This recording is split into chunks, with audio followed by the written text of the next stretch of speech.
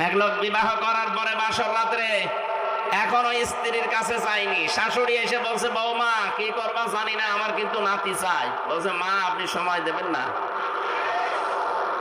ননদ যে বলছে ভাবি কি করবা জানি না, আমার কিন্তু ভাতিজা চাই।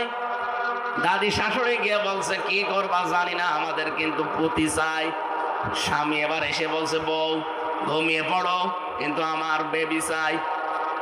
স্ত্রী বলছে দাঁড়ান, আপনার কি সব পাগলের বংশ? এখনো বাসরই হয়নি, এখনো বাসর হয়নি, এরপরে এর ভেতরে আপনার মা এসে চায় নাতি, আপনার দাদি এসে চায় পুতি, আপনার বোন এসে চায় ভাতিজা, আর আপনি যে এসে চাচ্ছেন বেবি।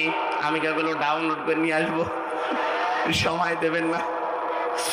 আগে অন্তত বাসর হোক, অন্তত 10 মাস 10 দিন সময় দেন, তারপরে যে যা চেয়েছেন সবগুলোই দেব, কিন্তু আমার 1 বছর সময় দেওয়া লাগবে। কথা বলেন ঠিক কিনা?